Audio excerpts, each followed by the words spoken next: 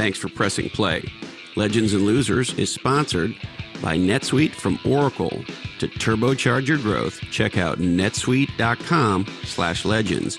And we're also sponsored by the #1 best-selling Amazon book, Niche Down by Heather Clancy and myself. Check it out on Amazon.com today.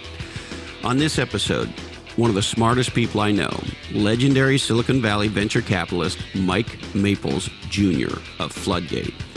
We have a fun, fascinating, and I would even assert high bandwidth conversation about the future of companies, why network effect companies are taking over and networks are the future, what the media gets wrong about technology, Silicon Valley, and a whole lot of other things, and why the future is about abundance.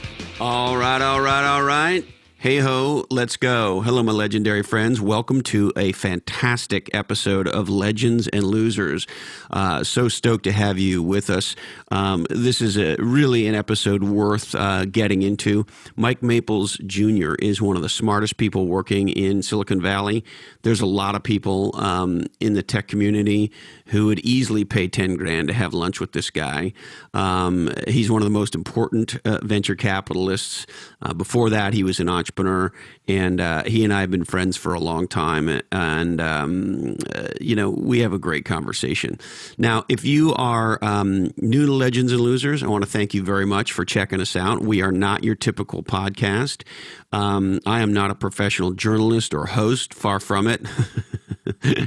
And so the paradigm here is, our gimmick, so to speak, is there is no gimmick. Our format is there is no format. It's just a couple people having a conversation. And the experience that we hope you have is an eavesdropping experience. That is to say, imagine it's late at night and you're stopping in for a bite to eat on the way home after a night out in the bar, so to speak, or something along those lines, and there's a conversation in the booth next to you and it just drills into your ear. That's what we aspire to do here on Legends and Losers, to create conversations that matter, and hopefully conversations that you think are worth sharing.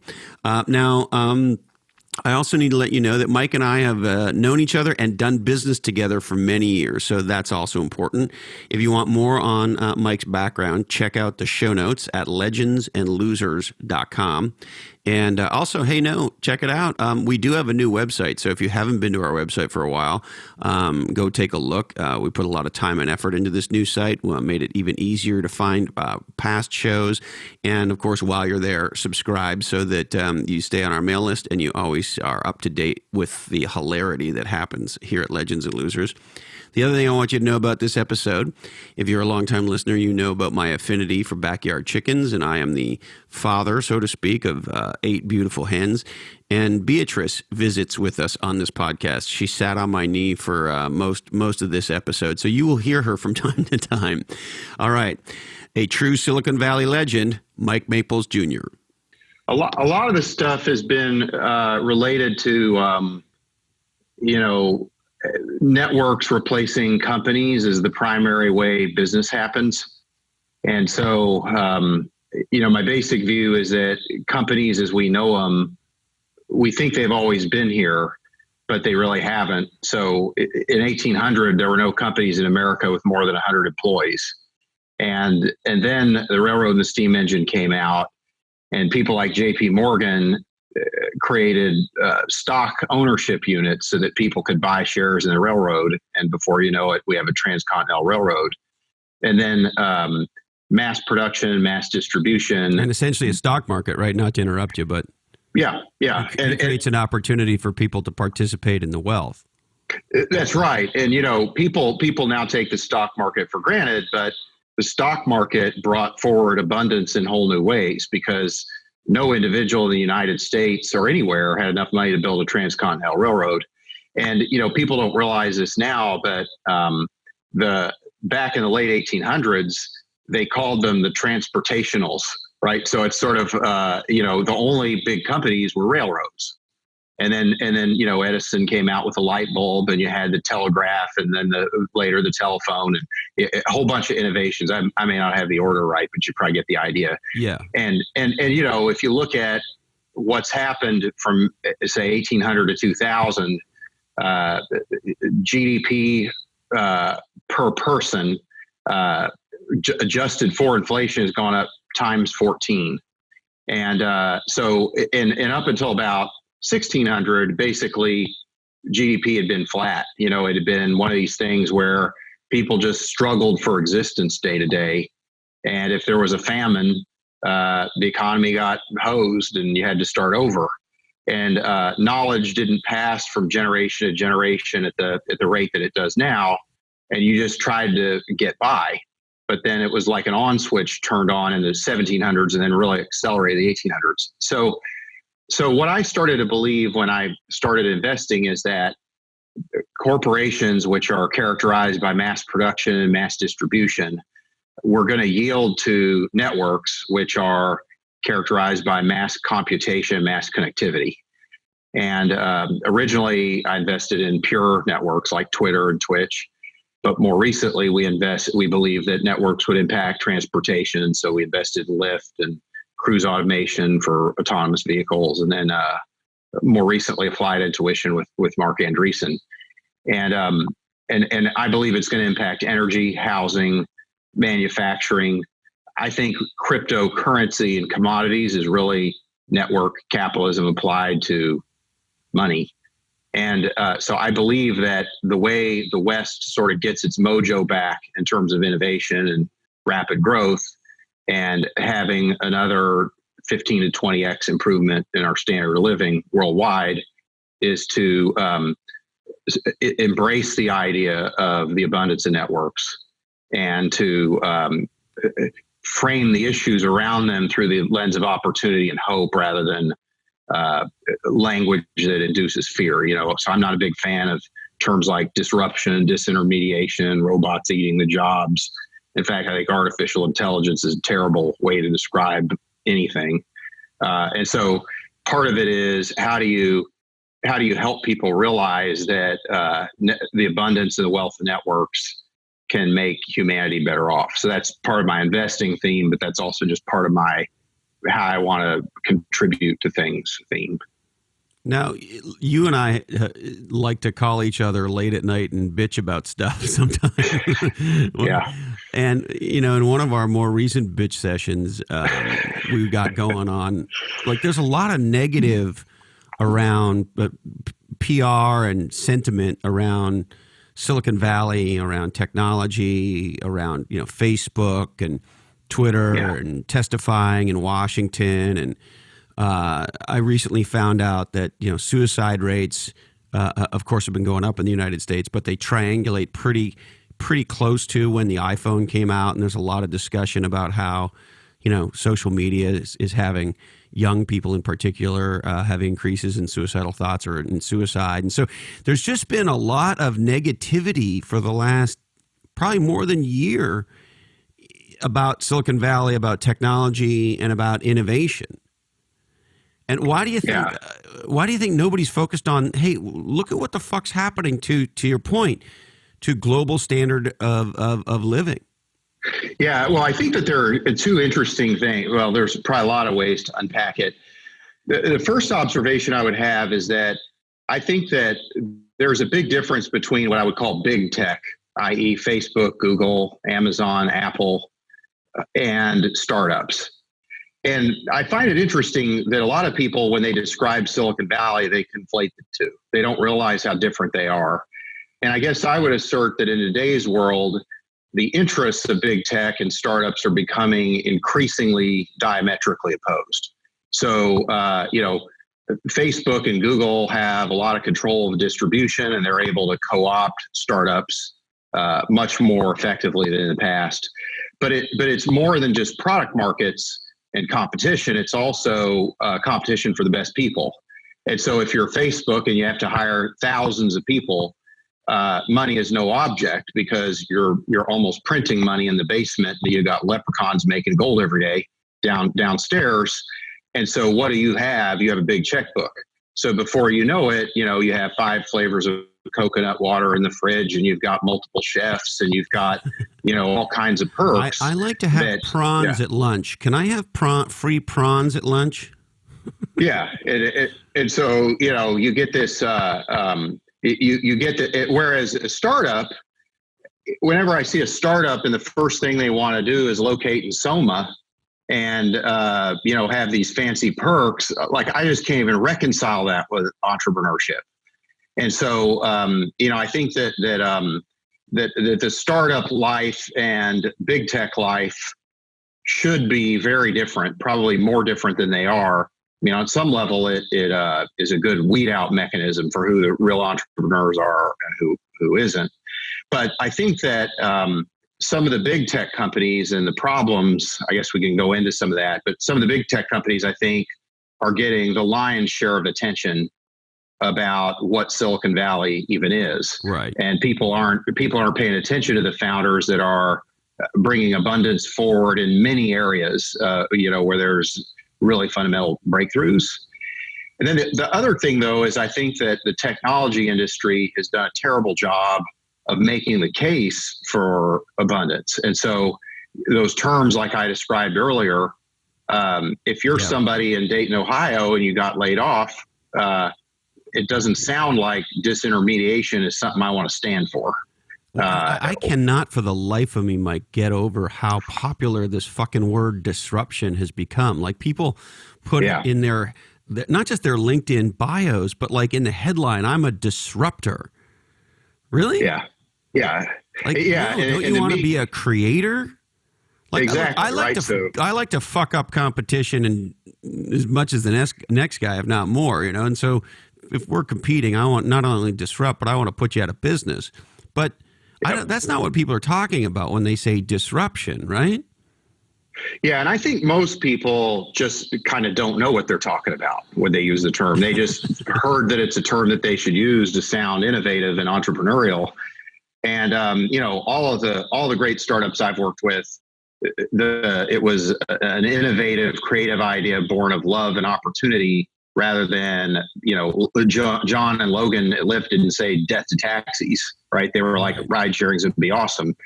And even Clay Christensen doesn't use the term disruption the way most founders are dumbing it down when they use it here.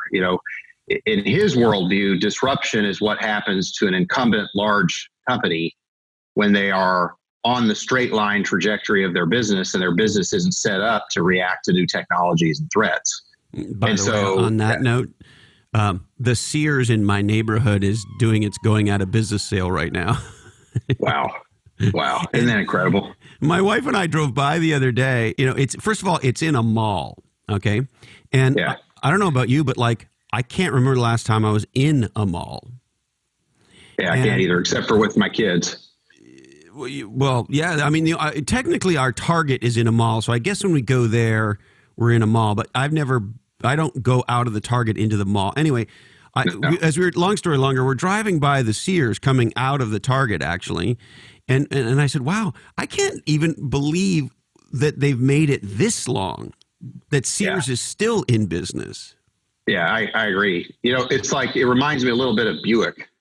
Like, I don't know, I can't, I see them on the road and I'm like, they must be in business because they're selling a lot in China, right? Because there's Buicks everywhere in China.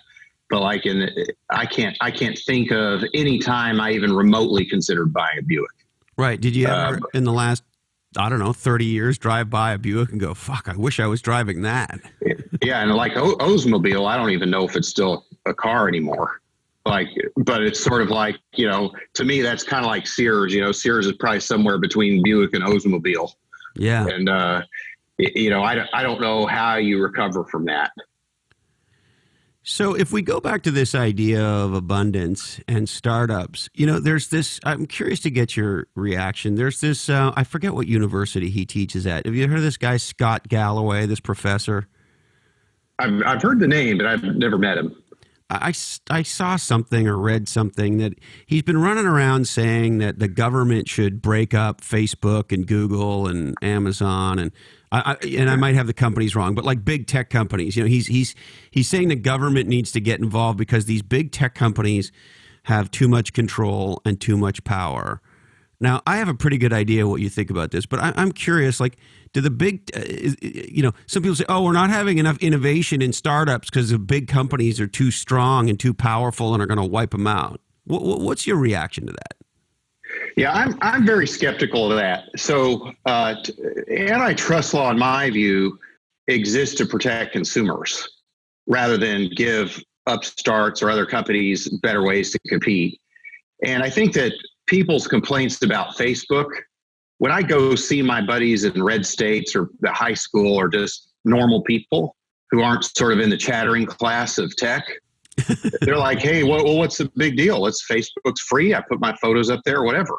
Right? Like, I don't, normal people I know who aren't in the tech industry aren't calling me saying, hey, I hate Facebook as a product.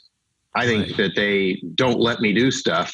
Most of the people who think that Facebook is problematic for consumers are sort of like a little bit wonkish, right? So they say things like, well, you can't port your data from Facebook to another social network. And I'm like, I don't have any friends from high school who are clamoring to do that. And so I find it hard to make the case that anything that Facebook or Google or Amazon are doing is anti-consumer. In fact, I would argue the exact opposite in many ways. So then the question just becomes, should the government regulate speech on those platforms, or should the government take a position on it's got to be equal airtime for folks? And I don't know how the government intervenes in that situation without making it worse. Because I hear a lot of people say they want free speech, and then they turn around and say, yeah, it's great that they censored Alex Jones on Twitter, but free speech isn't about the law and whether a private company can eliminate it versus the public square can't. To me, free speech is a value that you either have or you don't have. And if you value the thing free I can't believe is that, if I'm not mistaken, Apple for podcasts, Twitter, Facebook, and maybe others all kicked Alex Jones off. Yeah, like within 2 weeks. And I can't believe, like, nobody in Silicon Valley, which of course is notoriously liberal, is standing up for free speech. And it's like, it's like the supposed libertarian that wants stands for abortion laws. It's like, no, I don't want the government telling me what to do, except when I want to tell you what to do. It's like, I believe in free speech, except when they say things I don't like. And look, I think Alex Jones is pretty wacky. And if I was a Sandy Hook parent, would I be furious? I would. But you know what I would do? I would sue the fucker into the oblivion. Yeah. Right? I would do other things. Right. I would do other things to destroy him and to get him to stop lying about, horrible tragedies like the idiot and maniac that he seems to be.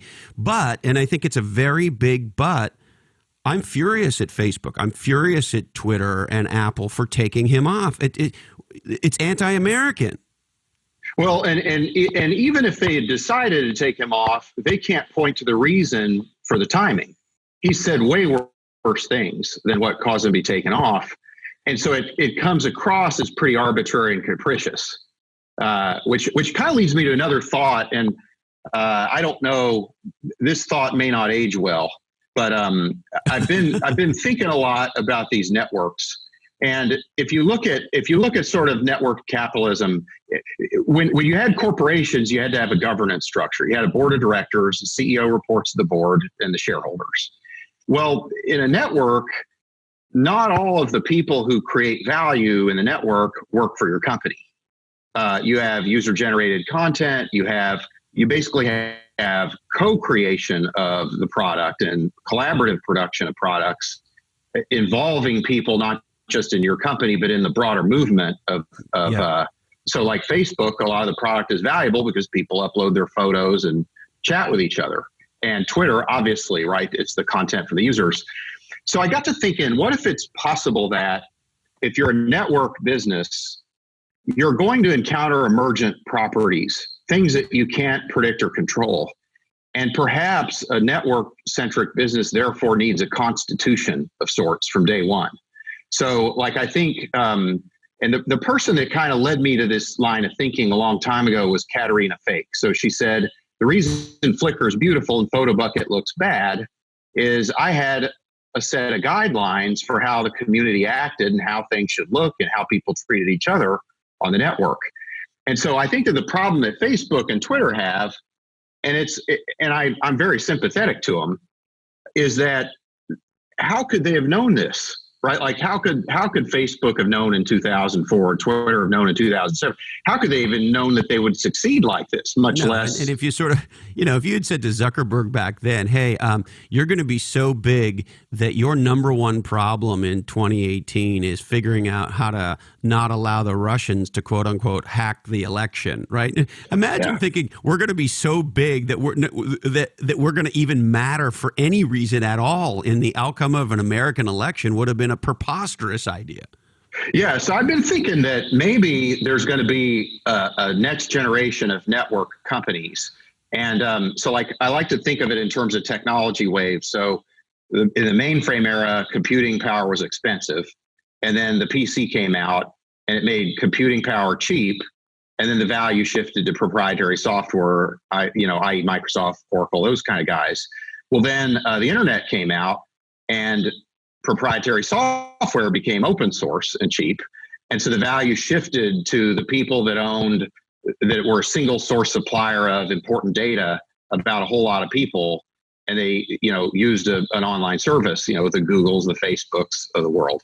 Yeah. Well, what if, history would then suggest that the next wave of technology, this is one of the reasons I'm excited about crypto, is going to result in a whole bunch of really smart software people taking what's currently expensive and valuable and proprietary and democratizing and commoditizing it. And so then you kind of say, okay, let's say there's a world of democratized data and you still have these network-centric businesses that are software defined. Where is the new value going to shift to? And the sort of the thought experiment I've been running is maybe it's governance. And the reason I think that is, like I saw that interview with Elon and Joe Rogan last week. And Elon said something that really struck me as well, is that just like with some of these social media networks, AI, I believe, will also have emergent properties when we push the envelope with it. And if it's like Facebook and Twitter, it will emerge in ways that we can't predict or always control. And so what that would argue for is that you want to go into this with your eyes wide open about what would good governance of AI be. And Can I interrupt you for a sec, Mike? Yeah, anytime. What's your thought of good governance? What's the right, who decides? What's the right model in a, let's call it a networked abundance world for governance? So here's what I'm wondering about. And like I said, these comments may not age well because there's not many people like talking this wacky yet. But the other way I like to put it is I reserve the right to disagree with myself later. I don't agree with everything I say, particularly with the benefit of some time. Maybe even with the benefit of 10 seconds, right, as it comes out. But so like here's the way I think about it. I think that the United States was lucky because it was a country started by some philosopher kings, right? And the ideas of the U.S. Constitution were not new. They'd been formulated and thought about for hundreds of years in Europe by the philosophers of the Enlightenment. And the U.S. government kind of started with this premise that all things being equal, you shouldn't really trust centralized government. That centralized power tends to be a corrupting influence over time. And so what you want is a set of checks and balances that say the proper role of government is to protect people's rights, but you're going to have three branches of government that check and balance each other. And this is what I think is the brilliance of Bitcoin. So Bitcoin basically is an incentive model that works even if everybody who participates is a bad actor, because their incentive model provides no profitable upside for any participant that tries to spoof the network. And so because you won't get rewarded for doing the checksums and the validation and the mining of the transactions. And so to me, the brilliance of Bitcoin was not how do you let a community come together and treat each other well. The beauty of Bitcoin was communities always have bad actors, always. Right. Always. And so the governance structure of any effective community has to make it not profitable for bad actors to act badly, so that good actors can trust it and act in a trustworthy way. And so I'm like, Bitcoin to me is like this brilliant governance model applied to networks. So it's a community driven, I don't know, what, put words in your mouth, a community driven self-governance model. Yeah. And what's interesting is that trust is not built into the model. Trust is an emergent result of the way the model's built. And so, and so that is super freaking powerful, right? That's a big deal. The other one I'm thinking about, you tell me if this analogy flows through in your head, Quora, the question and answer site. Mm-hmm. To me, it's very similar in that it's a self-governing community insofar as the people who ask and answer the questions that more people than not view as valuable, as important, as funny, as whatever positive attribute you want to apply to it. Those are the ones who are, if you will, successful on Quora. You know, my friend Dushka Zapata is one of the top Quora writers. Her work's been viewed well in excess now of 100 million times. And the bottom line is that's because people say they love her work, right? Yeah. And if she was spreading fake news or writing garbage or being, shitty to people or whatever, then the community would just go, hey, fuck, I don't think so. Right? Right. That's right. And why don't people understand this, that there is a self-governing model, particularly when you have a network of any kind of scale? Yeah. So I've kind of come to the view that governance really matters and that you have to think about it a priori. If you have to create a governance model once you've succeeded, you run into the problems that Jack Dorsey's running into at Twitter, which is, what do I do about Alex Jones? Because if they had known what to do about Alex Jones before they started Twitter, they would have been able to say, look, if you want to participate here, either you have to tolerate Alex Jones or you have to get used to the idea that he's not allowed here. But I've been transparent about that from the very beginning. Here's why that's the case. You can decide not to use Twitter if you don't want to be part of this club of people who are reinforcing each other as a community. Because like on some level, every country or every network is like a club and we all have rules and we say, hey, we agree to follow these rules. The better the rules compared to the goals of the club, the better likelihood you're going to have a functioning community that works well as an emergent outcome, right, of the good governance. So I've been thinking about that a lot. I've been thinking that probably autonomous vehicles will need to have some type of an independent governance model because, right now it goes back to what you're asking about, should the government regulate Facebook and all these guys? Right now, there's kind of this very extreme choice between Facebook saying, well, we'll just self-govern and self-regulate, but they don't have a governance model.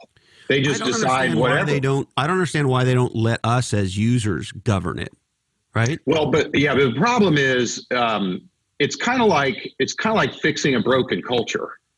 If you don't define your culture up front, if you don't say, hey, these are the things that we value, these are the things that aren't acceptable, a whole bunch of people join the community with different ideas about what the community is about. And so by the time you decide to retroactively govern the behavior of the community, we can't trust the community to enforce governance because they all have different ideas of what good governance would be. Nobody bought into the rules when they joined. And so, it's just like about a post. All I can do with a post really is like it, comment it on it, or share it, right? Yep. There's no way for me to, like on Quora, vote it down.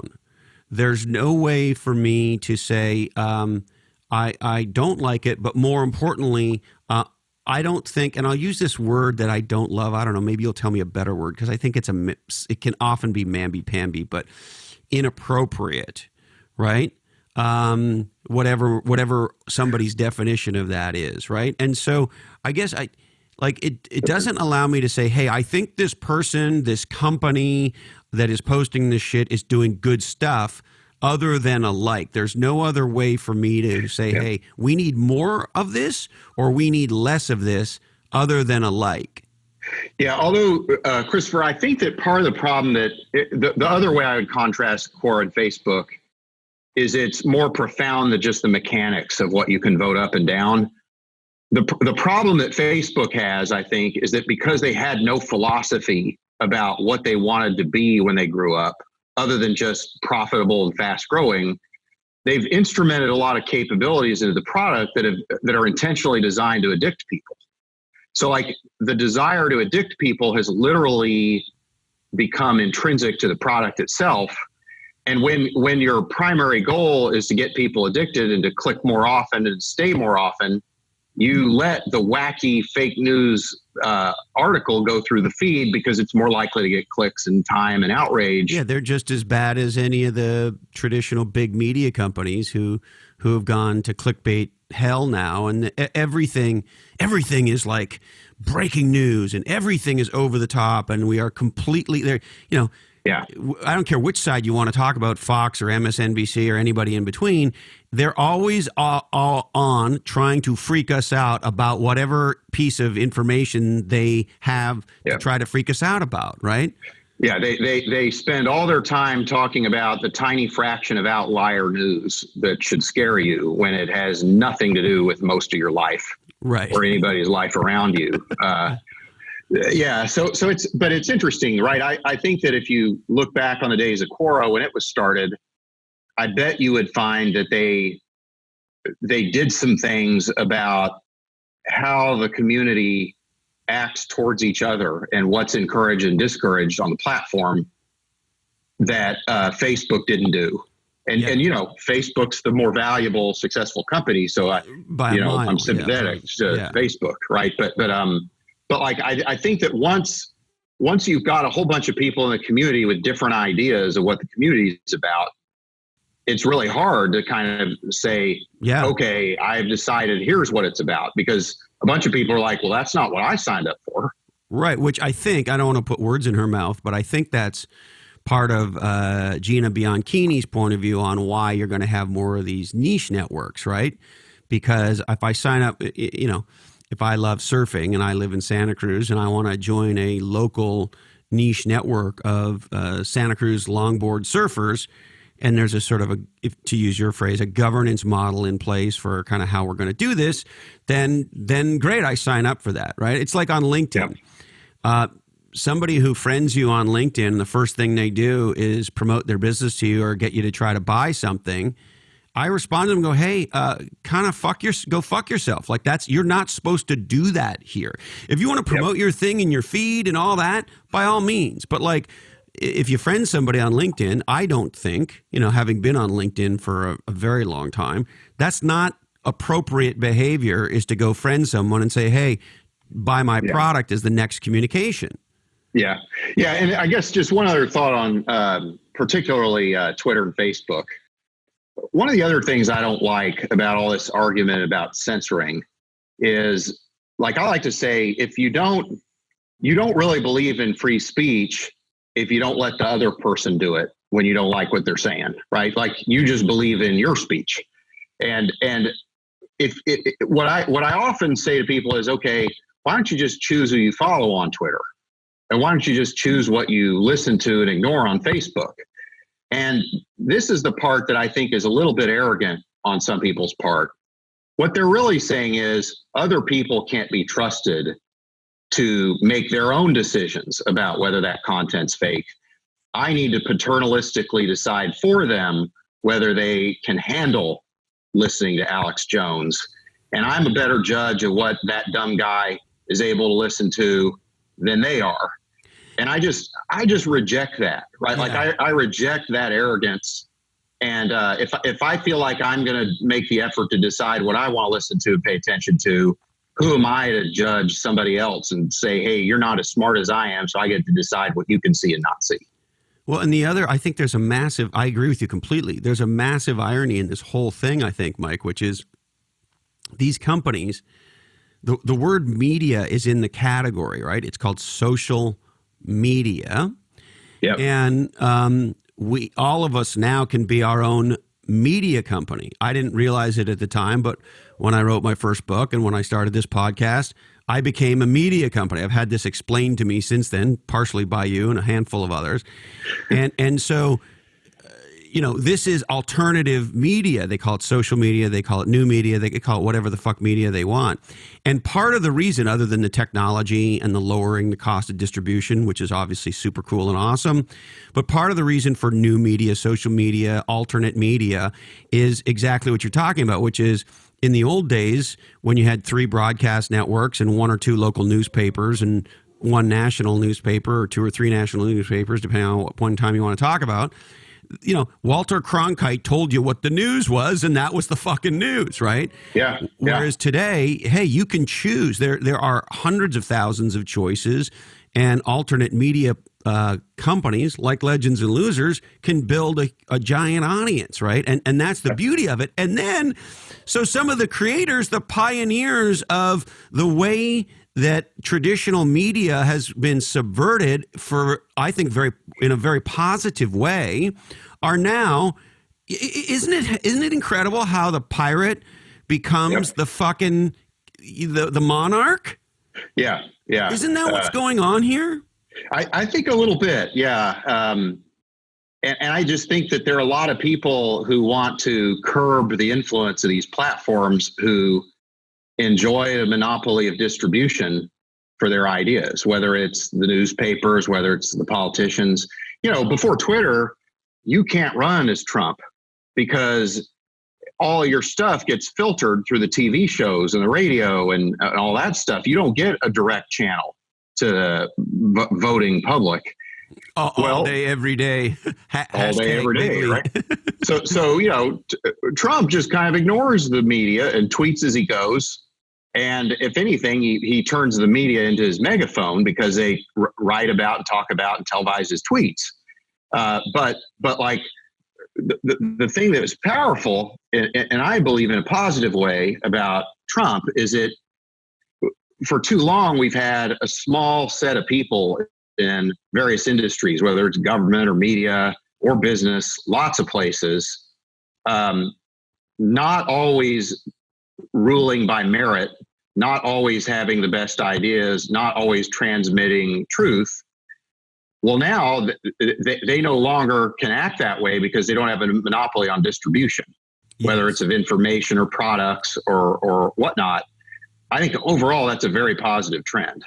Yes, and I think the other one that Trump doesn't get credit for, and I think he should get a ton of credit for, is for the most part, we live in a world where leaders, whether they're business leaders or political leaders or leaders of any kind, are fucking more tied down than ever in a sense, in that they have lawyers telling them what they can and can't do and say. They have PR people telling them what they can.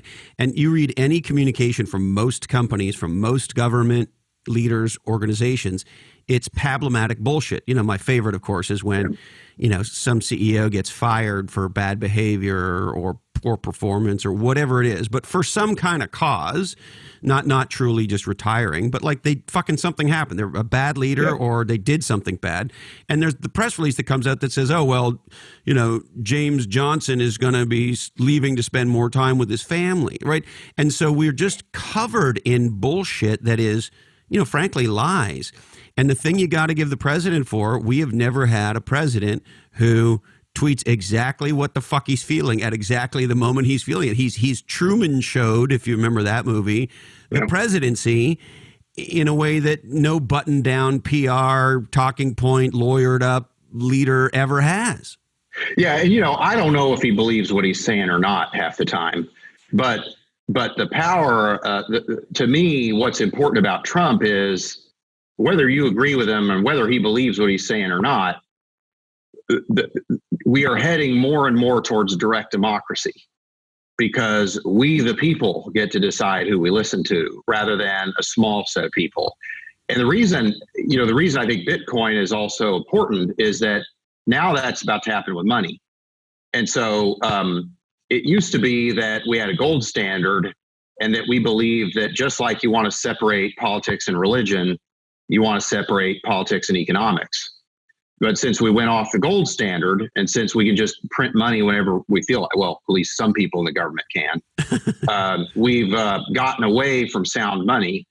And now, not surprisingly, financial engineering is growing at twice the rate of the GDP. Fortune 500 this year will spend $800 billion just to buy back their own stock.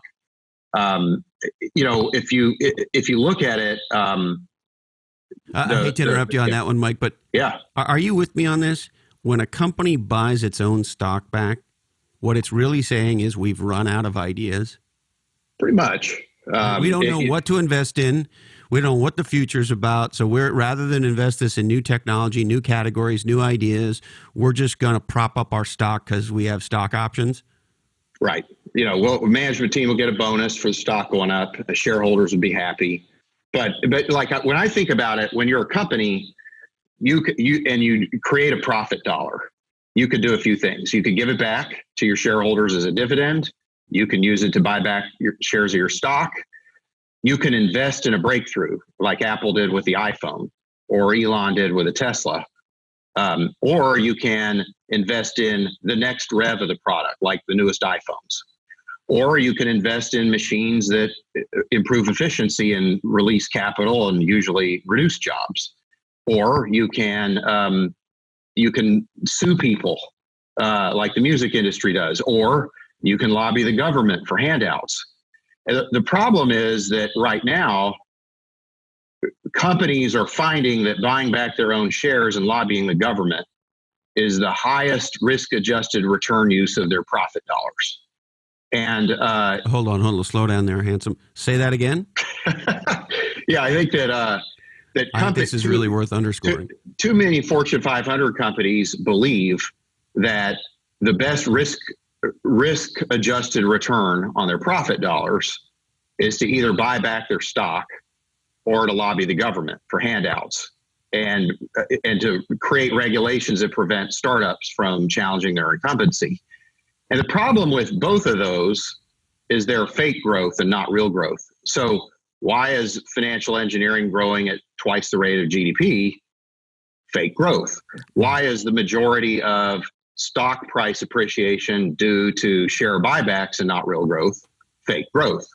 And so how does fake growth happen? Well, it happens when two things: when the Fed jacks with the money supply and prints money, and the other way that it happens is when the government sets interest rates rather than the markets set interest rates.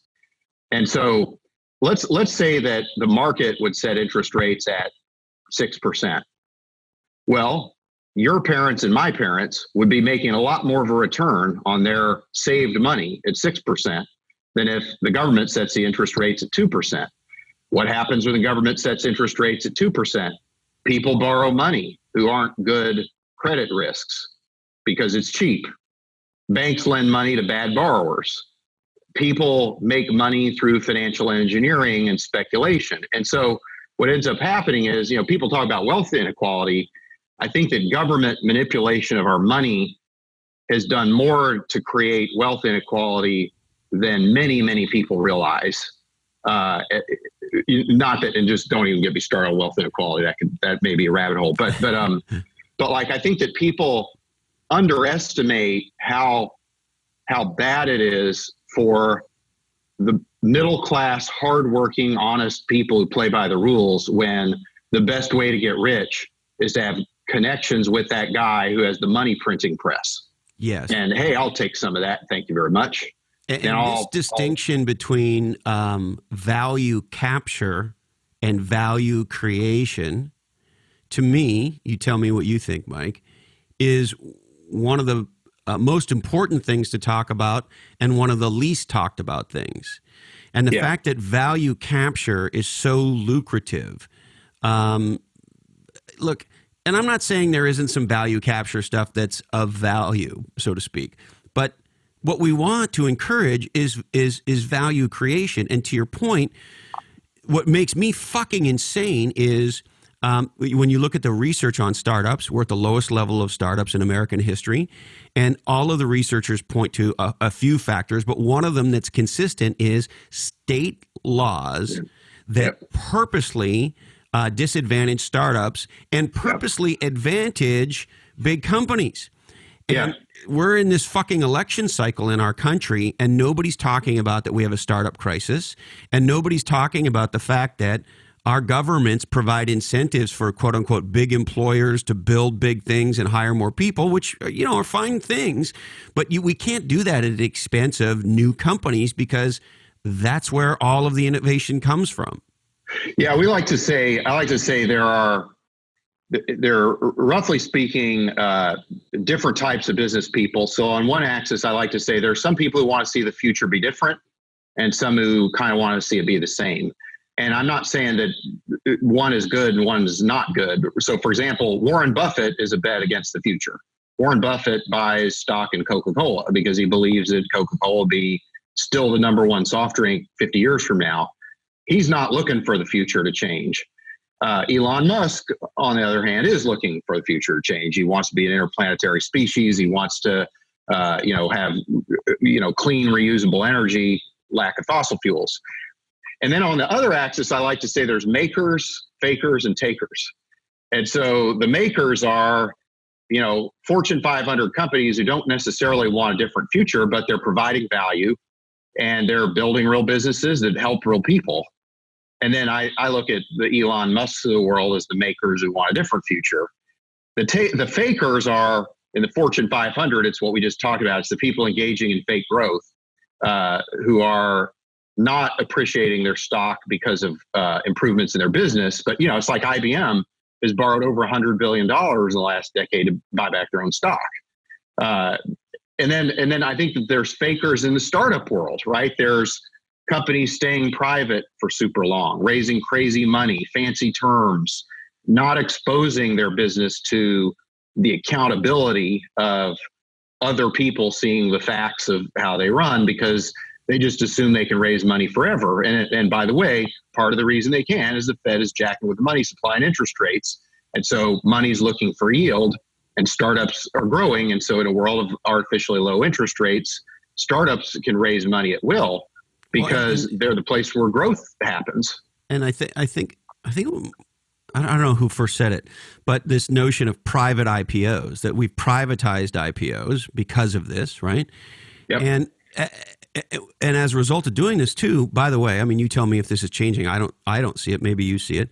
The number of people who participate in the wealth appreciation as a startup continues to raise money privately as opposed to go public is very small. It's the top 10 people. It's the top 50 people, whatever it is. And so the other thing that makes me crazy is the fucking over of frontline employees in Silicon Valley, salespeople, engineers, et cetera, with this promise of a stock option that will supposedly be worth something and be liquid. And so my point is, as they do exactly what you're describing, not only does it have the negative ramifications that you described, on top of that, who gets fucked is the employee, because they're not selling their stock into these giant fucking financing rounds. But also, your mom and think about this. When Microsoft went public, your mom could have bought shares of Microsoft and made 100x her money. Facebook, because it stayed private for so long, even if you bought at the low, you make 5 to 6x. And so, the middle class or just retail investors are not benefiting from these massive tech outcomes. So people always get this wrong. The more regulation you have, the less you protect the small person and the more you protect the big guy, right? Like big companies, unlike small businesses, can afford to hire a bunch of lawyers and accountants and lobbyists, and they can navigate the situation. Whereas like some poor small business guy never showed up at the debate and ends up being saddled with regulation that makes them less able to compete.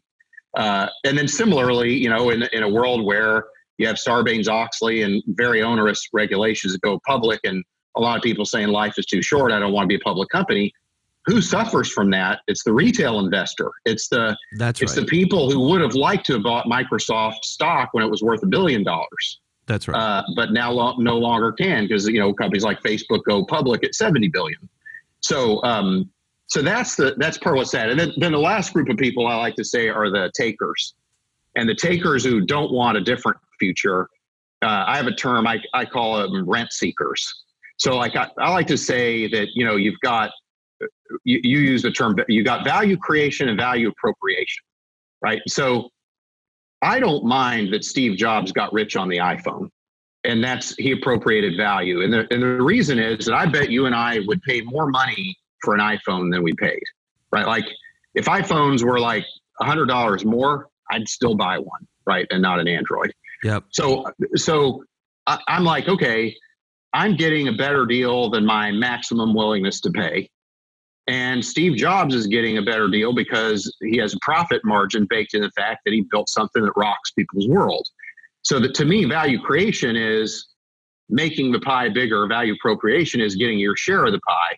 And to be a good business person, you got to do both. If you create a lot of value and can't make a profit, you did a bunch of good for a bunch of other people, but didn't get a return for your shareholders or yourself. Yeah. You might have accidentally started a .org. Yeah. Now here's what I don't like about rent seekers. Like a great example is the taxi lobby. The rent seekers of the world don't increase the pie and try to keep increasing their slice. So they want the pie not to change. They want the future not to be different. They don't add value. They don't make the overall pie bigger. Instead, what they do is they engage in zero-sum thinking and lobby governments to either protect their ill-begotten slice, or even worse, to extend it at the expense of other honest people. And then they pass other laws to keep people out who would make the pie bigger. And then on the faker side who want a different future, I think you've got I like to say the charlatans, the Elizabeth Holmeses of the world, people who take advantage of our optimism, and they're just as bad as the taxi lobby, if not worse, right? They leverage the fact that we're not cynical and that we're willing to suspend disbelief for a better future. And then they turn around and commit fraud and case of Theranos, even put people's lives in danger by giving them bad facts about their blood and what they should do about it. Do you think her and the COO boyfriend guy, do you think they actually go to jail? I don't know. I think that the thing that might save Elizabeth is that she didn't cash in her stock when it was private. If during the $10 billion fundraising round, Elizabeth cashed in $500 million of stock, I think that she'd be in a much more precarious position. But I think she can basically. Even still, though, Mike, I want to live in a world where she goes to fucking jail, and so does he. Well, yeah, I want to live in a world where a lot of people go to jail, right? Who defrauded people. But I guess it's like if you're asking me to handicap the outcome, I think what she would say, if I were her lawyer and I were her, I'd say, look, I didn't benefit from this. I didn't believe it was a fraud. I didn't benefit from it. If I thought that the stock wasn't going to be worth what it was worth, I wouldn't have held it. And so that is I disagree with it, but I could see where that argument. I can see where that argument protects her vis-a-vis that hedge fund guy who jacked up the price on these drugs and, went to jail for contempt, is just, I mean, I don't mind seeing him behind bars either, but exactly. And so if I'm a company leader, if I'm a startup leader, if I'm thinking about a startup, and I sort of go back to the Mike Maples view of abundance and networks, and that this is really going to be a huge part of the future. How should I be thinking about building a business inside of the Mike Maples mindset, if I could call it that? Yeah. So I guess the first thing is, I think that if I look at society now, the rent seekers who don't want a different future are basically in an intellectual battle with the makers who want to see a different future. And if the makers who want to see a different future use immature language to describe tech rather than make a positive case for abundance, the rent seekers win, right? So in a world where we say, hey, ride sharing disrupts this and Airbnb disrupts that, well, now I'm a government official and some lobbyist for the taxi lobby comes in and says, hey, look, they're saying it themselves. They're trying to disrupt and disintermediate us. And we've been following the laws all along. You know, I've been following this medallion law for 50 years. And now you're letting these guys break the law. And they themselves are admitting that they're pirates and crazy people. And so a government official, not really knowing the facts, and has probably been having lunch with that taxi lobbyist for a long time, they're going to be sympathetic to that argument. You know who else is sympathetic to that kind of argument is the press. Because if I could think of any business that has been unambiguously harmed by the internet, it would be journalism. Because it's just harder to make money in the media business than it was, you know, back when you could sell newspapers and have subscriptions and not everybody could be a blogger, for example. Can I chime in here? I'm more pissed off at media companies now than I ever was. Really? And I think they deserve what's happening to them. I'll tell you why. Look, if you look at the tech industry, there used to be a handful of publications, even some online, that I loved, that I thought were great. I don't know about you, but in our industry, there's not one media publication, one media business that I really love anymore. And in business overall, I've gone from probably loving, 8 to 10 brands to like very few. I still love HBR and, a few others. But look, and I'll name names. Forbes is a piece of shit. Fortune is a joke. TechCrunch. Okay, well, mostly what they talk about are consumer fart apps, and and they all went down this fucking Huffington Post model where they have no true north on what it is they stand for, and so they just have contributed articles and so look, I get that the whole thing changed, but at the same time, if you start with first principles, which is, hey, make a legendary product, most traditional media companies' products suck. And so you sort of did it to yourself. Like, so I don't know. I just don't have that much sympathy, particularly when newer media companies are thriving. And, look, not to tickle myself in front of you, but we just went through our numbers. I hadn't looked at our numbers in a long time, Mike. I almost fell over when I found out how big Legends and Losers had become. I can't believe it. I jokingly said to our producer, Jamie, shit, if I'd known that many people were listening, maybe I wouldn't have been so stupid all the time. But I guess, and then you look at the fact that HBR, we had Dan McGinn on. HBR is doing better today than ever before, and they've kind of figured this stuff out, right? And so, I don't know. I just have no sympathy for them, and I think most of them really suck.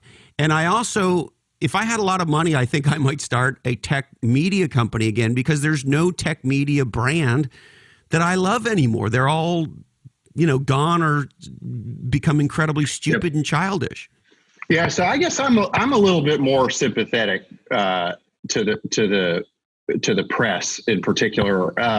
You're also a nicer person than me. well, yeah, but I guess I feel like back in the day, the press made enough money and it was an attractive enough business that it could afford to have journalistic standards that allow you to have like a Woodward Bernstein break Watergate. And the problem is, Peter Thiel says this well, all successful companies, well, most have a new way of succeeding, but all unhappy companies have the same problem, which is they failed to escape the trap of mindless competition. And so, right. When you're the Washington Post and you've got a very robust, predictable subscription business, you can have a governance model and a value system that makes it possible to value journalistic integrity. Whereas if you don't have a reliable revenue stream, you have to make money on ads. The temptation becomes greater to run ads, clickbait, headlines, target. The irony is there's so many examples of alternate media that are not doing that dumb shit that are succeeding. I mean, one of the ones we talk about in Niche Down is, don't let me forget it. Is it Ben Thompson, Stratechery? Yeah, Stratechery, yeah. Right? Like everybody in Silicon Valley reads Stratechery, and I don't know how old that thing is, but it's not that old. And so, I think people are reading much less of TechCrunch and Fortune and Forbes and whatever else, and much more of things like Stratechery. Yeah, and so it's funny because this is kind of an example where people say robots are going to eat the jobs or the internet's going to eat businesses, but you couldn't have had a Ben Thompson back in the early 70s, right? Nobody would have known he had good ideas. And so the thing that people miss is this kind of angle of the startup of you, and how now anybody with a platform and a message and something that resonates with a set of like-minded people, or just people who want to be challenged, can do that. So like, I love Twitter, but I very carefully curate who I follow on Twitter. And if you do that, Twitter's awesome. But if you just go into the mosh pit and listen to everybody and react to everybody, you have a different experience. There's a different quality. Sometimes when I'm on Twitter or any social media, I hear the sage words of one of my favorite comedians, Ron White. Well, what's that? You can't fix stupid. It's like you just read some of the stuff and you go, well, like there's no point in even responding. So, yeah, but it's like, but then back to the rent seeker. So like, I don't look at journalism as rent seeking at all. Like I look at journalism as more sympathetic than one might expect to rent seekers, because they've seen what the internet did to their business, and they can identify with other people who say, look what technology is doing to me. Something ought to be done about this. This isn't fair. I played by the rules, all that. And the problem with the tech industry having immature language is those arguments, those rent-seeking arguments, will prevail. They'll win the discussion. They'll frame the issue, and we need to show why value creation matters, and why. The irony is nobody talks about how HBR is killing it. To your point, how the Washington Post has transformed itself, or how Ben Thompson is a media company, or how Joe Rogan's podcast gets 10 million downloads an episode, right? Dang. I bet it got more with Elon here. That's and I don't know if you saw. Did you see the short podcast I put out with my point of view on Elon? I haven't seen it yet. No. So I'm gonna have to check that out. I'll tell you I'll give you the short version of it. The net of it is, I think all these people who are criticizing Elon for acting wacky, smoking pot and drinking scotch, are absolute idiots. And the reason I do, and I think, again, this is where the mainstream media doesn't get it right, Elon is an outlier's outlier. He wants to put, tunnels under L.A., and he wants to live on Mars. And so you can't expect an outlier's outlier not to behave like an outlier. Yeah, and it's like, we talk about this, how people like that don't draw between the lines. They never saw the line. And so don't be surprised when they do wacky outlier stuff. That's who the guy is. The Tesla is a wacky thing. SpaceX is a wacky thing. Yep. Now, I'm not condoning, if he's doing illegal things, I don't condone everything he does. But like I said earlier, I don't condone everything I do. But don't be surprised. And then my second point on this one is, hey, you know what? To the point on Trump, I think it's the same on Elon.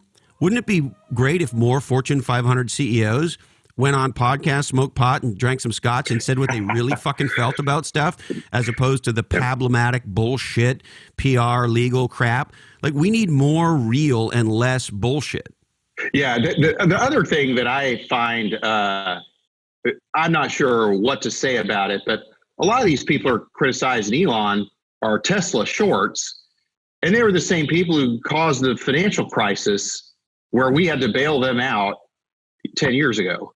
So I'm sitting here listening to these people criticize Elon for trying to change humanity with electric cars and rockets, while all they ever do is just shuffle money around and skim off the top and look for handouts when they are guilty of moral hazard, but then feign their outrage at the bad governance of Tesla when Elon smokes a joint on TV. So like, I just am not very sympathetic to the hypocrisy of some of those people. I'm like, why don't you go do something useful rather than just play casino capitalism, ask for handouts when you fail, and diss on Elon when he's going through a rough time. The other thing I've been thinking about, Christopher, it's a longer discussion, but I've been spending some time trying to think about what would be the right financing model to help the Elon Musks of the future. Because, Tesla, Elon had to bet 100% of his PayPal winnings. And so these companies like Tesla and SpaceX and Anduril, Palmer Luckey's new company, you can't start these companies unless you already have a fortune. And I just think that the entrepreneurs right now are being poorly served by venture capital and the capital markets in general. And, we've got more money than at any time I've ever seen circling the world. We're going to spend $800 billion to buy back stock in the Fortune 500. Right. We used to decide we wanted to build a transcontinental railroad. We used to decide we're going to land on the moon. Like, you do those things when money is free rather than scarce. Right. Like, if we're going to do those things, this is the time to do those things. And it goes back to, why can't we have an incentive system that rewards people who want to blast rockets into outer space and mine asteroids and have bandwidth from low orbit satellites, rather than make it an easier way to get rich, to buy back your own stock? And so do you see venture capital networks of the future, democratization, where if somebody's got a big idea like that and they need to raise $5 billion to get it rolling, that I as an individual I can invest $20 if I want? I hope so. And part of what I get excited about with crypto and crowdfunding is not just projects like that, but like, that boat that's going to go out there and try to clean up the plastic bottles. I'd love to, if I thought that the boat worked, maybe it does, I just don't know. I haven't looked into it. But let's say I believe it works. Would I donate $5,000? Maybe. Right? Would the Gates Foundation donate more than that? Maybe. But imagine you had some kind of a token that allows these people to buy the boats, and the people that create the boats and the software that allows the token to exist get compensated in tokens. And so they have a chance to get rich by cleaning up. It would be an example of a positive externality rather than a negative. Most people talk about externalities as negative: smoke in the sky from a factory that doesn't get paid for, noise pollution from airplanes. But a positive externality would be a problem that the current capital markets can't solve can now be solved through networks of people coming together, deciding they're going to do something about it. And I think that that's true, whether it's positive externalities or mining asteroids. I've heard people say that some asteroids may have $1 trillion of minerals and ore on them.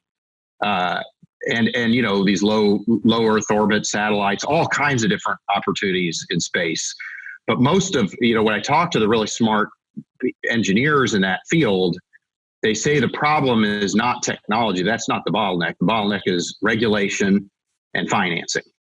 And so, which is kind of similar to the problems that Elon faced. And so I think that we need to find ways to come up with breakthroughs that support the Elon Musks of the world, rather than forcing him to be a miraculous fundraiser on top of everything else he has to do, or bet his entire life savings on top of everything else he has to do.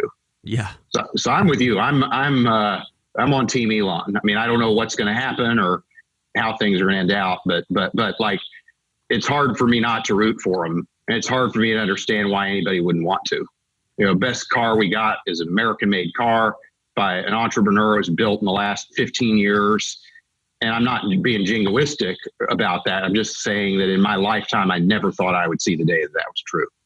And I just think if you awesome. Look at when you and I grew up, we were growing up in a paradigm in the 70s where we thought the U.S. car industry was going away. Yeah, I mean, I thought that American cars were going to all end up looking like Buicks and Oldsmobiles.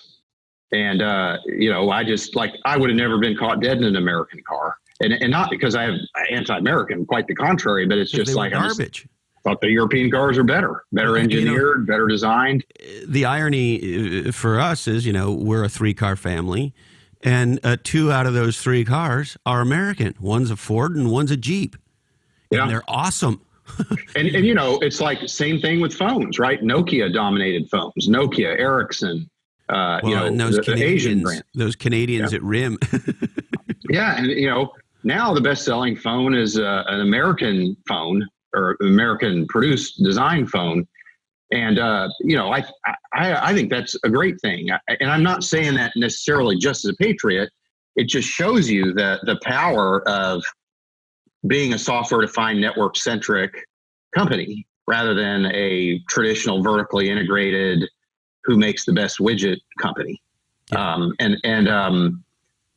want to see more of it, right? I want to see more things like the iPhone. I want the software-defined network products to be so good that everybody, not just techies, but people in red states everywhere, they're lining up for those products. Like they line up for iPhones. They're lining up for jobs in those industries that they think it's an unambiguously good thing. Because if we can do that, then we'll all have a shared sense of purpose like we did back in the days of the moon landing and the Transcontinental Railroad, rather than a bunch of tribes fighting each other. And, we can either destroy each other out of our cynicism, or we can lift each other up out of our shared purpose. And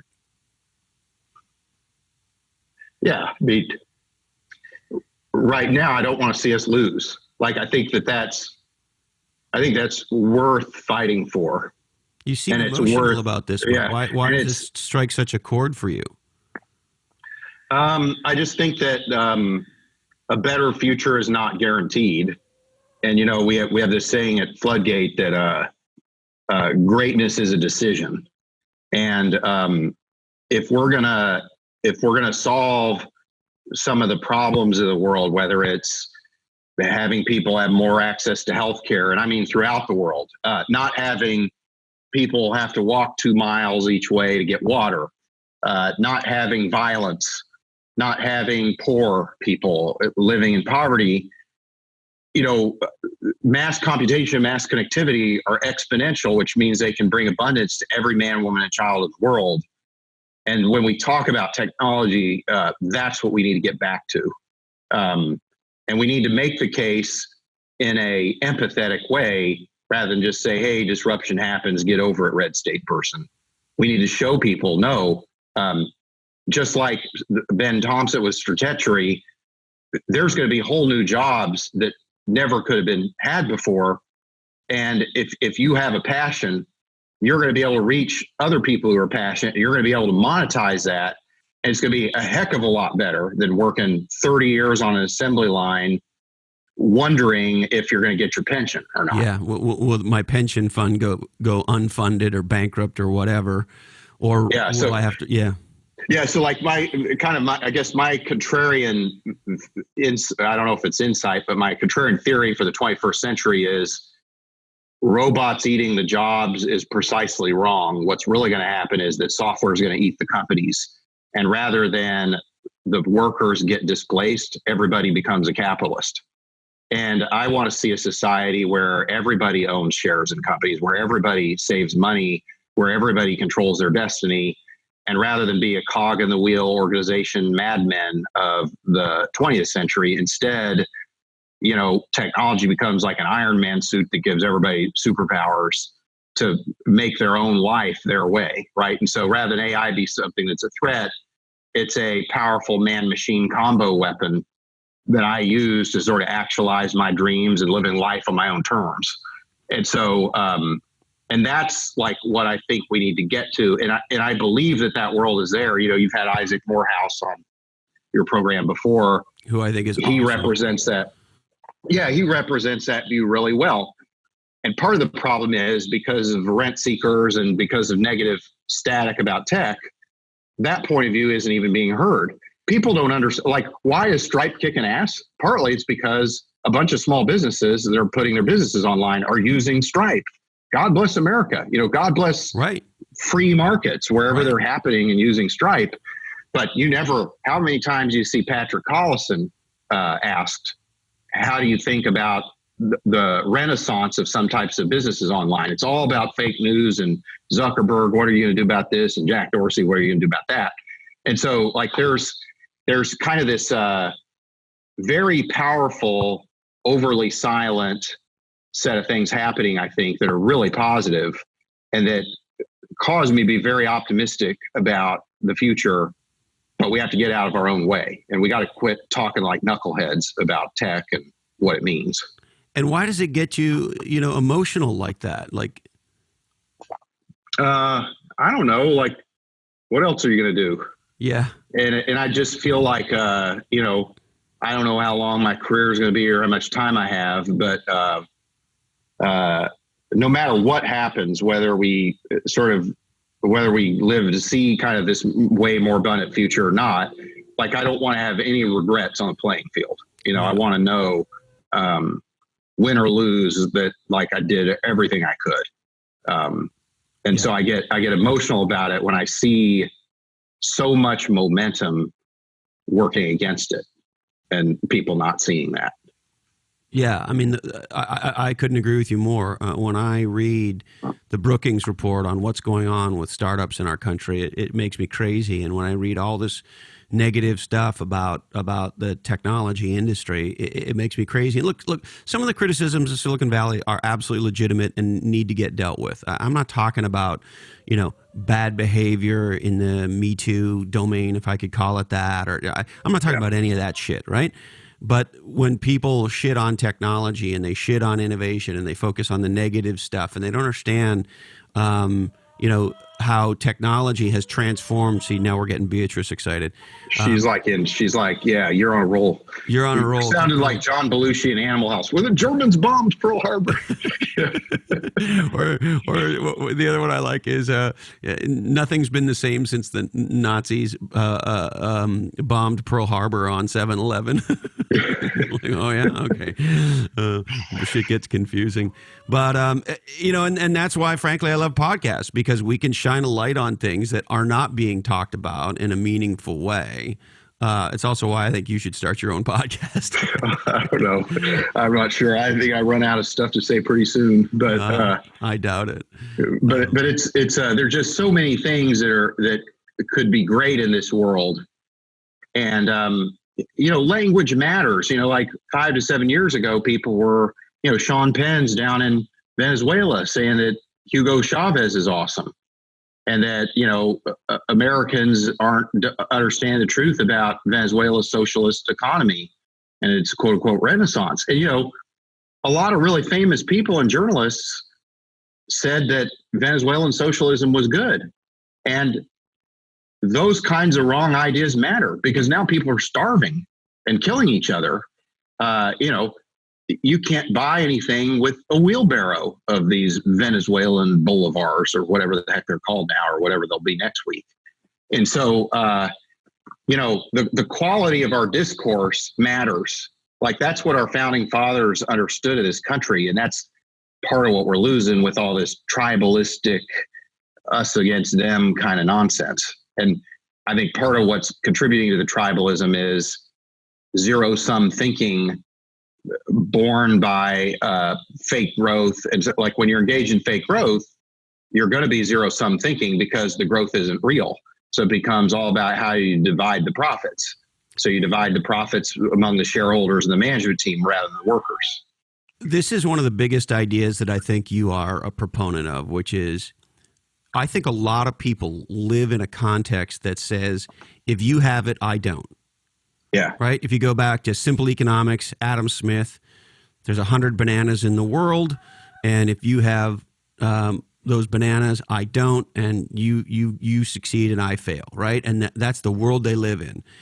And the fundamental difference that you've been on for a long time, and I don't want to put words in your mouth, but you tell me, is this is not basic Adam Smith economics. This is not banana production. That technology allows for opportunity and wealth creation in an abundant way. So it's not a zero-sum game. And yet I think most people behave in life and behave certainly in business in a very basic Adam Smith, if you have it, I don't paradigm.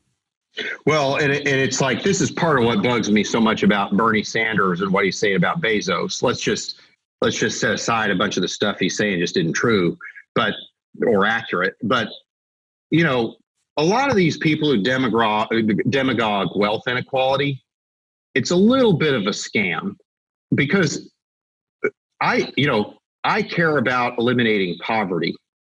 And if you really care about wealth inequality, what is your core motivation? The core motivation ought to be the have-nots ought to have something, right? And so if the idea is that the have-nots ought to have something, you should care much more about reducing poverty and reducing all barriers to poverty than demagoguing this wealth inequality thing. What does Bernie Sanders really want? He wants Jeff Bezos's money so he can go implement his socialist programs. That's what he really wants. But he's not honest enough to say that. So he says, hey, Jeff Bezos is bad, wealth inequality is accelerating. Most people who lament wealth inequality, I find more often than not, their motivation is not so much about helping people with poverty. It's going after the money that the rich guy has because they believe they know how to spend it better than they do.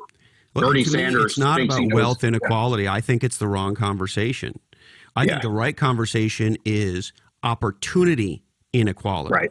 Right. And exactly. Because if you say, hey, Jeff Bezos had opportunities that certain kinds of people in our country, in our world don't have.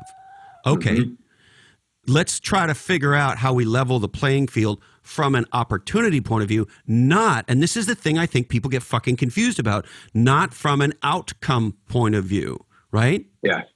It's not about, this is why this UBI thing makes me crazy, universal basic income. Oh, God, it's terrible. I think it's terrible because I think it's the wrong incentive, right? We want incentives for people to go and make something of themselves and their lives and to build things of value for themselves and their family, right? And I think we want a level playing field, regardless of age, regardless of race, regardless of fill in the blank, right? Sexual preference, education, follicle situation, whatever it is, we want equal opportunity under the law. That's what we want. And if you decide you're going to be a fucking lazy bastard and sit at home and not do anything, well, go fuck yourself. Jeff Bezos went and applied himself, right? So it's the how do we create a level playing field and equal opportunity for all, not equal outcome for all? Yeah. And, like the stuff Bernie proposes is even worse, right? Like, let's imagine, like, this is how I think about healthcare and how he describes it. Let's say you run a supermarket and now the government says, hey, Mike, I'm Mike Maples. I come into your supermarket. The government says to me, hey, guess what? You don't have to pay for milk anymore. And I thought I needed one container of milk, but I'm like, shit, I'm not paying for it. I guess I'll just load up. So I load up my cart. I go to you. I'm like, I'm buying all this milk. Well, you'd think that that's bad for you. But like, if you think about it, you own the supermarket. You say, hey, this is great. Mike just bought 10 things of milk. Government's paying for it. I'm happy. I'll get more milk. I'll just stock up the shelves of milk after milk until I can fully supply all the milk this once. But then if you're really smart, Christopher, you'll do something else. You'll say, hey, why don't I just double the price of milk? Customers not paying for it. They don't care. Government's going to pay it. So now I'm going to get twice as much money. And this is like what the insurance companies, our healthcare system do. And, the cost of our healthcare system is largely due to the kind of these market inefficiencies introduced by price controls. The same thing that makes me mad about the Fed jacking with interest rates, right? Like, everything in our world, we would say it's crazy for having government price controls, but yet we do it for the most important thing, which is money and healthcare. And it drives me insane. Well, you're not going to have a hard time getting me to agree in sort of free market economics. I do think some regulation, of course, is required. Yep. Particularly with things around health and so forth. But we know. Yep. Let me say it this way. I believe that for the most part, free markets do work. And yes, there needs to be some guide rails in place for bad behavior and so forth. But in general, free markets sort things out over time. Yeah. And in general, I believe that governments exist to protect the rights of people rather than to tell folks what to do or pick winners and losers or set the prices for things.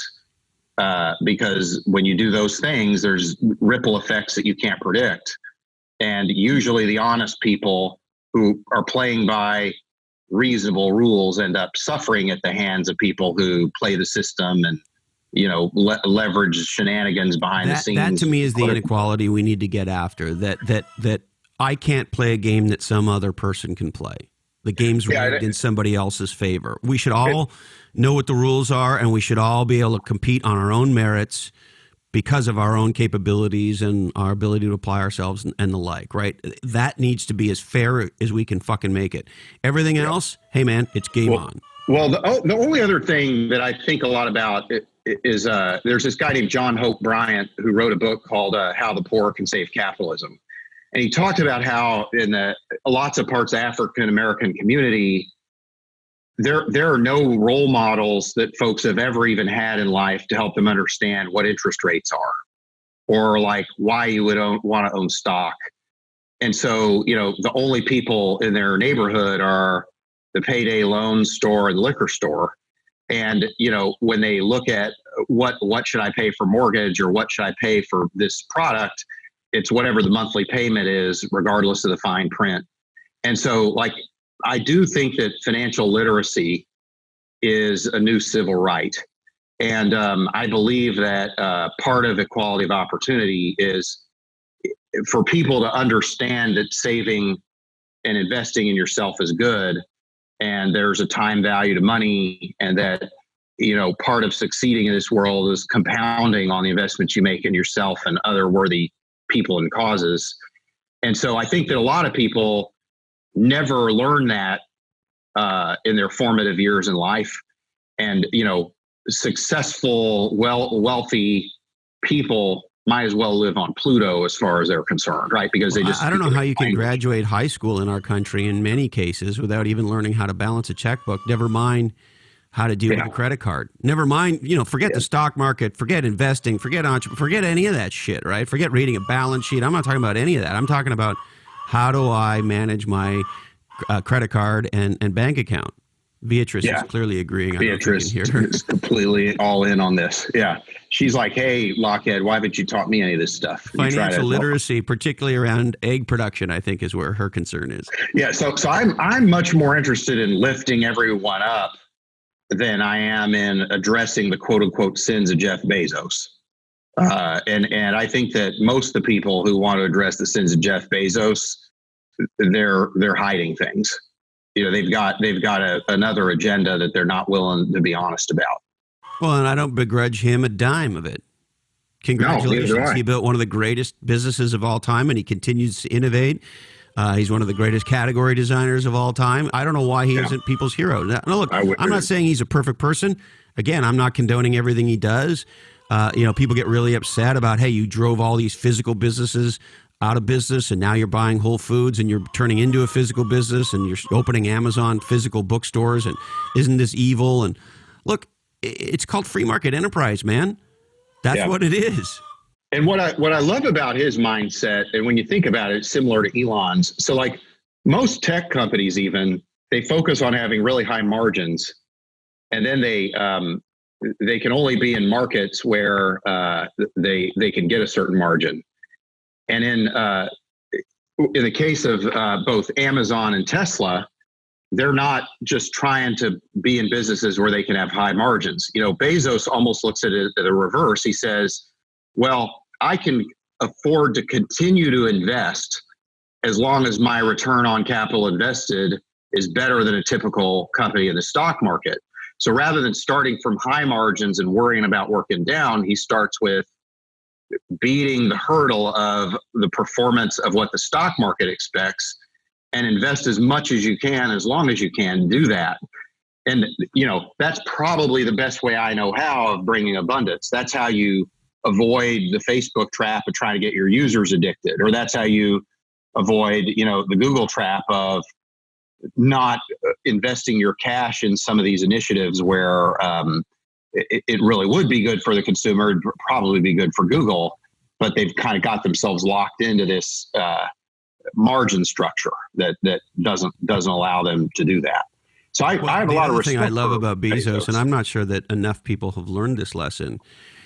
Pre Amazon, I think most business people and most laymen who looked at businesses said the purpose of a business, at least on an economic basis, was to produce a profit. And I'm not saying businesses shouldn't produce profits. I'm not, an idiot. But, and I think it's a very important but, he understood, this goes back to our discussion on why going public matters, that if you're going to be a public company, the metric that actually really matters is the value of the company over time and how sustainable and enduring that is, right? And so he has also said, to your point, fuck profits. We're investing in the future. And if we get the future right, then the metric that really matters, which is not EBITDA or margins even for that matter, it's the ultimate value of the company based on doing new innovative things that end up being solve meaningful problems and create and dominate new categories, right? He's proven that out, and all that stupid discussion, Amazon doesn't make enough money, or Amazon didn't make money for how many years? People aren't saying that anymore. You had the wrong conversation for the better part of a decade, you dummy. Yeah.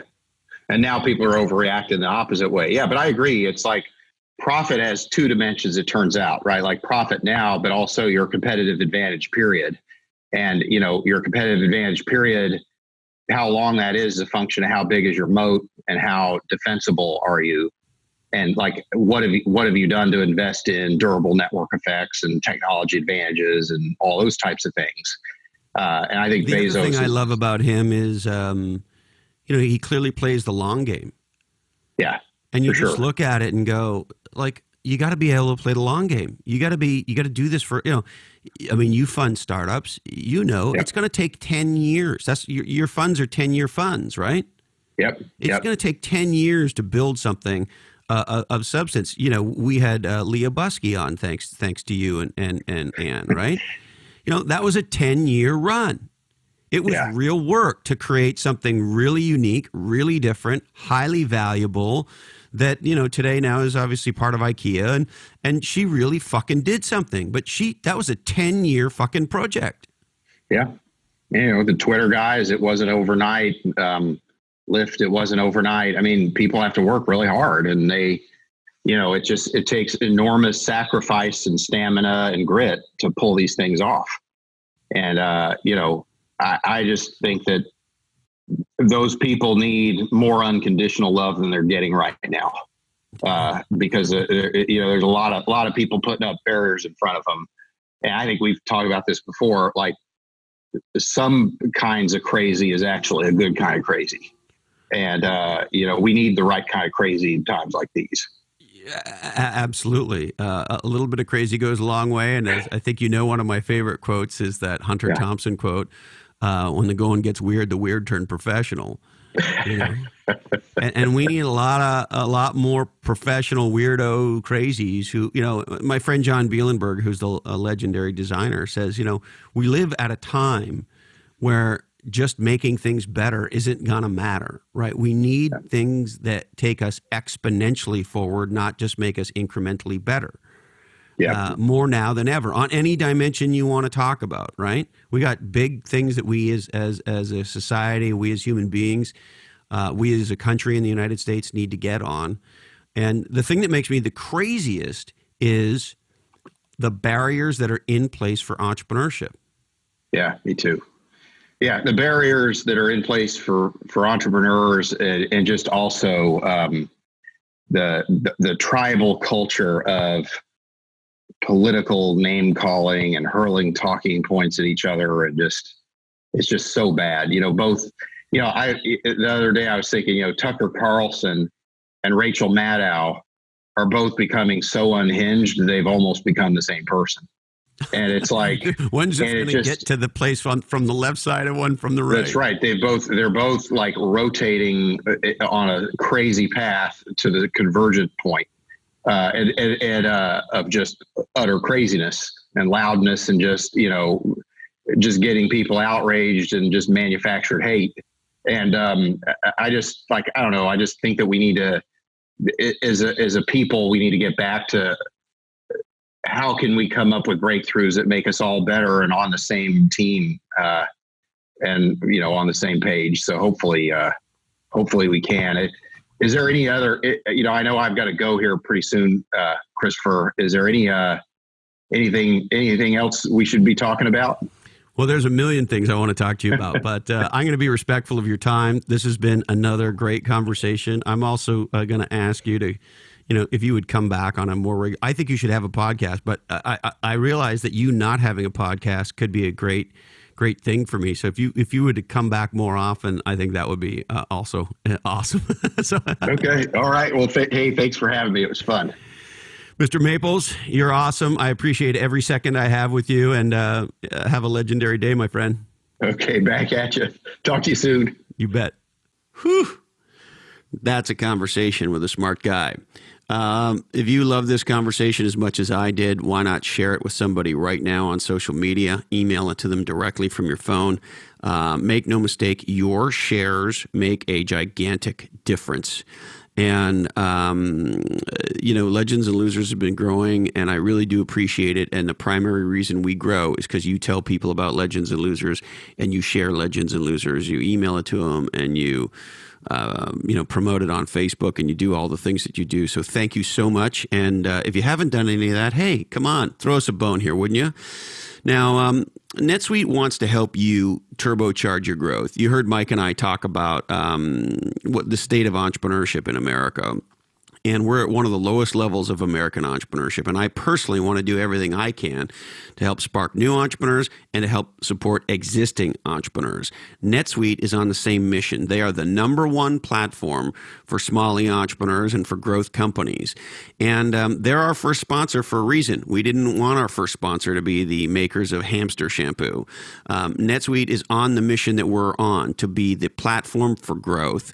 And they really help you level the playing field, providing you the power of technology at the greatest level from a company backed by Oracle, so that small entrepreneurs can compete, can change the playing field, and can actually tilt the advantage against the bad guys, against the big guys. So NetSuite's all about empowering you to compete against the big and crush them.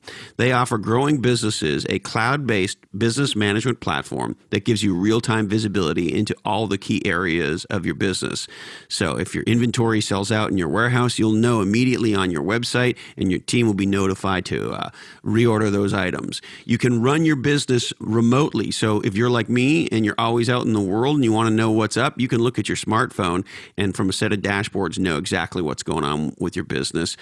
Real-time integrated data around invoicing, your customers, your inventory, etc. It's the one source of truth for all of the key areas of your business. So what I'd like you to do is go to netsuite.com/legends. And what you'll be able to do there is set up a free 1-hour growth review with an expert in your industry to talk about barriers and opportunities for how you can kick some serious butt and get growing. So check out netsuite.com/legends. All right. We would like to thank Floodgate Capital, Mike's company. Check them out on the internet at floodgate.com.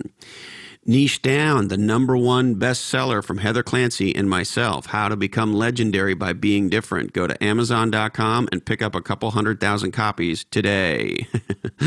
Equity Directory. If you're in the startup ecosystem, you need to be on Equity Directory. This is where startups and talent who wants to work with startups come together and meet.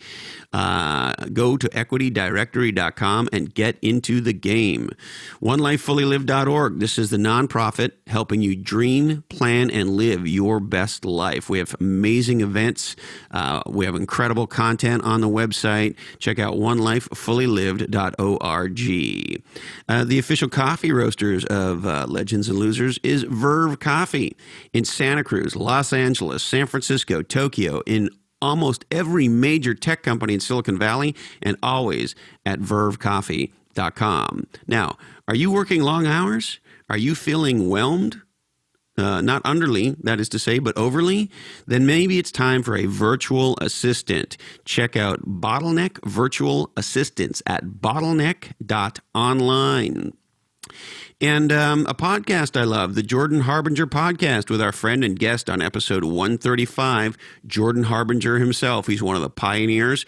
Check out 135 of Legends and Losers and check out the Jordan Harbinger show. You will be glad you did. And the new place for entrepreneurs on the internet, growwire.com. I'm a regular contributor, so is Heather. You'll find awesome content, case studies, an amazing podcast, amazing video content. This is where you want to be. Check out growwire.com and the World Wildlife Fund, WWF, because we have one planet and our wildlife matter. Check out wwf.org. All right, I need to remind you that this oddcast is a sole property of the Legends and Losers Oddcast Network, and we love it when you share the shit out of it. All rights do remain disturbed. We must warn you, all episodes clearly contain nuts, and the producers of this oddcast may have been consuming libations. Remember to call your mother. Beware of prii in the passing lane. In the case of business bullshit, take 2 Legends and Losers and tweet us in the morning. Be a podcast legend. Introduce 2 people you love to 2 podcasts you love. Most people have still not enjoyed the power of a podcast, so why not introduce them to 2 podcasts you love? Love your mom and dad. Thank you so much, Dandy Candy. And today, and hey, Colin. This oddcast really ties the room together, doesn't it? Today, our deepest apologies go out to Theranos CEO Elizabeth Holmes. Sorry, Lizzie. We just ran out of time for you. That's it, my friends. Thank you so much for investing part of your life with us. It means the world to me and everybody involved with Legends and Losers. Thank you so much for making us a hit show. We really appreciate it, and we look forward to seeing you soon.